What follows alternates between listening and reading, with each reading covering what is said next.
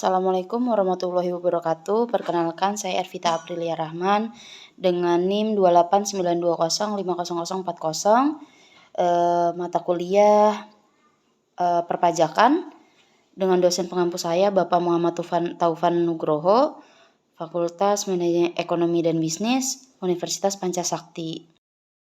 Di tugas UAS kali ini saya di sini akan menjelaskan beberapa materi tentang rangkuman materi-materi perpajakan yang telah dibahas oleh Bapak Taufan. Yang pertama ada PPh pasal 23. Pengertian dari PPh pasal 23 yaitu definisinya adalah pajak penghasilan PPh atau yang kita sebut PPh pasal 23 adalah pajak yang dikenakan atas penghasilan dalam bentuk bunga, royalti, hadiah, atau penghasilan lainnya yang bukan berupa upah, honorarium, atau gaji. Ruang lingkup ada beberapa. Yang pertama ada bunga, ada royalti, 3 hadiah atau penghargaan. Yang pertama bunga, penghasilan dari pemberian pinjaman uang. Yang kedua royalti, penghasilan dari penggunaan hak atas kekayaan intelektual. Dan yang ketiga penghasilan dari pemberian hadiah atau penghargaan. Lalu tentang PPh pasal 23, perhitungan PPh pasal 23, formula perhitungannya adalah 1 PPh pasal 23 dalam kurung tarif PPh pasal 23 dikali jumlah penghasilan kena pajak. Contoh kasusnya teman-teman, yang pertama seorang perusahaan XYZ menerima royalti sebesar 100 juta rupiah. Yang kedua, tarif PPh pasal 23 untuk royalti adalah 15%. Maka PPh pasal 23 yang harus dibayarkan oleh perusahaan XYZ adalah PPh pasal 23 sama dengan 15% kali 100 juta, maka PPh tersebut senilai 15 juta rupiah. Perlu diingat bahwa tarif PPh pasal 23 dapat berbeda untuk setiap jenis penghasilan, bunga, royalti, dan hadiah, dan perusahaan wajib melakukan pelaporan dan pembiayaan PPh pasal 23 sesuai dengan ketentuan yang berlaku. Pemahaman yang baik terhadap jenis penghasilan dan tarif yang berlaku sangat penting untuk menghindari sanksi pajak dan memastikan kepatuhan perusahaan terhadap peraturan perpajakan.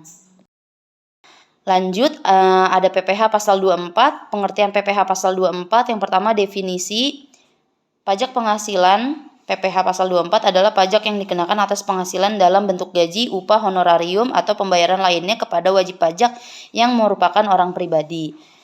2. Ruang lingkup gaji dan upah penghasilan yang diterima oleh karyawan dan pekerjaannya. 2. Honorarium penghasilan yang diterima oleh seorang jasa atau pekerjaan tertentu. Yang ketiga, pembayaran lainnya, penghasilan selain gaji, upah, honorarium yang diterima oleh wajib pajak orang pribadi. Yang kedua, perhitungan PPh pasal 24. Bagaimana formula perhitungannya? Yang pertama PPh pasal 24, tarif PPh pasal 24 kali jumlah penghasilan kena pajak. Yang pertama, tarif PPh pasal 24 dapat berbeda berdasarkan besaran penghasilan atau status pernikahan. Contoh kasusnya, yang pertama seorang karyawan di perusahaan ABC memiliki penghasilan gaji bulanan sebesar 10 juta. Tarif PPh pasal 24 untuk penghasilan di bawah 50 juta adalah 5%. Yang ketiga, maka PPh pasal 24 yang harus dibayarkan oleh karyawan tersebut, PPh pasal 24 sama dengan 5% kali 10 juta. Nah, 5% dari 10 jutanya ini berapa teman-teman? 500.000. Maka pajak yang harus dibayarkan adalah 500.000. Perusahaan wajib melakukan pemotongan PPh pasal 24 atas penghasilan yang dibayarkan kepada karyawan atau pihak lainnya melakukan pelaporan serta pembayaran PPh pasal 24 sesuai dengan ketentuan yang berlaku. Pemahaman terhadap tarif yang berlaku dan kewajiban perusahaan dalam pemotongan dan pelaporan pajak sangat penting untuk menjaga kepatuhan perusahaan terhadap peraturan pajak, perpajakan ya teman-teman. Lalu selanjutnya ada PPh pasal 26. Definisinya dari PPh pasal 25 adalah pajak yang dikenakan atas penghasilan dalam bentuk bunga, royalti, sewa, pembayaran atau jasa teknik, jasa manajemen, jasa konstruksi, atau jasa lainnya. Ruang lingkup meliputi bunga, royalti, sewa, penghasilan bunga dari simpanan atau pemberian pinjaman, royalti penghasilan dari penggunaan hak atas kekayaan intelektual. Yang ketiga, sewa penghasilan dari penyewaan aset. Yang keempat, pembayaran atas jasa penghasilan dari pemberian jasa tertentu seperti jasa teknik, jasa manajemen, jasa konstruksi, dan jasa lainnya. Lanjut, perhitungan PPh pasal 25. Yang pertama, tarif PPh pasal 25 dikali jumlah penghasilan kena pajak.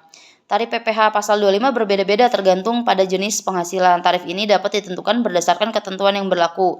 Kita ambil contoh kasusnya, perusahaan menerima royalti sebesar 50 juta.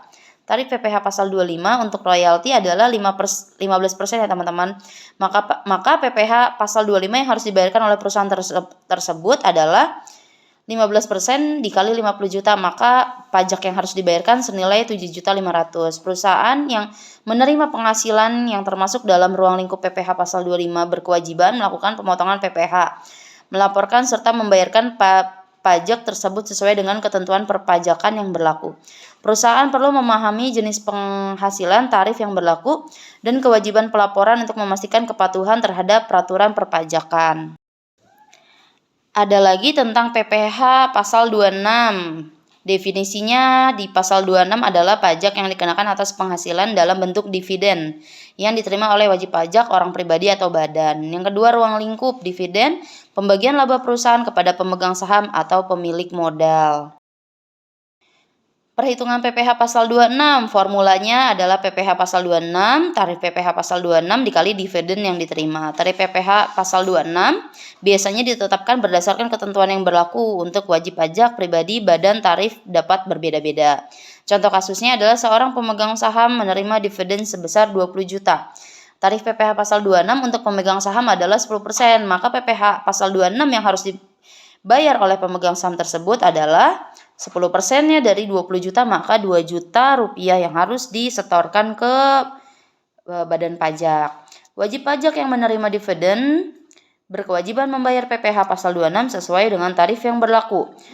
Perusahaan yang membayar dividen juga wajib melakukan pemotongan dan pelaporan PPh pasal 26 sesuai dengan ketentuan perpajakan yang berlaku. Pemahaman terhadap tarif yang berlaku dan kewajiban pelaporan sangat penting untuk menjaga kepatuhan terhadap peraturan perpajakan.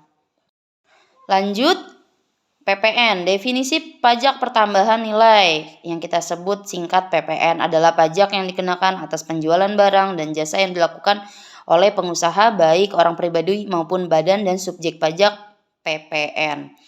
Yang kedua ada ruang lingkup penjualan barang, transaksi jual beli barang baik berupa barang modal, konsumsi atau barang modal yang masuk dalam pengenaan PPN. Yang kedua, penyedia jasa, pemberian pelayanan atau pekerjaan yang mendatangkan keuntungan.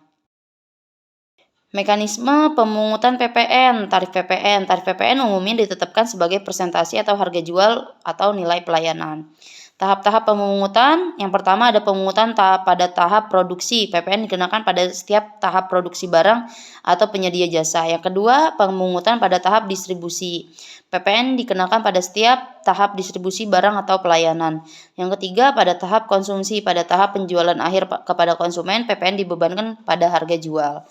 Kewajiban perusahaan, pengusaha wajib mendaftarkan diri sebagai subjek pajak PPN. Yang kedua, pemungutan dan pelaporan PPN harus dilakukan sesuai dengan ketentuan yang berlaku. Kalau kita lihat poin B, pemungutan pada tahap produksi, tahap distribusi, pada tahap konsumsi. Nah, itu pasti ada pajak yang kita bayarkan. Contoh misalkan si perusahaan membuat suatu produk atau apa gitu ya, pasti akan dikenakan pajak dulu. Nah, ketika dijual ke konsumen, biasanya kalau kita membeli suatu barang akan ada PPN-nya juga tuh yang akan ditanggung ke kita, dibebankan pada dari nilai harga jual. Ada lagi PPNBM. Definisinya adalah pajak penjualan atas barang mewah, adalah pajak yang dikenakan atas penjualan barang mewah tertentu yang dipungut oleh pengusaha sebagai subjek pajak PPNBM. Yang kedua, ruang lingkup. Barang mewah, barang-barang yang memiliki nilai tinggi atau mewah seperti mobil mewah, perhiasan, barang elektronik canggih, dan sejenisnya. Bagaimana mekanisme pemungutan PPNBM? Tarif PPNBM ditetapkan berdasarkan jenis barang mewah yang dijual, umumnya dalam bentuk persentase dari nilai jual.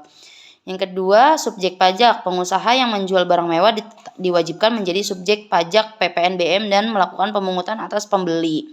Yang ketiga, ada pemungutan pada tahap penjualan, dikenakan pada saat terjadinya penjualan barang mewah oleh pengusaha kepada konsumen akhir. Lalu selanjutnya kewajiban pelaporan PPNBM, mekanisme pelaporannya yang pertama pengusaha wajib melaporkan membayar PPNBM secara berkala, umumnya melakukan laporan pajak yang dilakukan kepada otoritas pajak. Yang kedua, batas waktu pelaporan, pengusaha harus memastikan pelaporan dan pembayaran PPNBM dilakukan tepat waktu sesuai dengan ketentuan yang berlaku. Yang keempat, ada sanksi pelanggaran. Ada jenis sanksi yang pertama denda.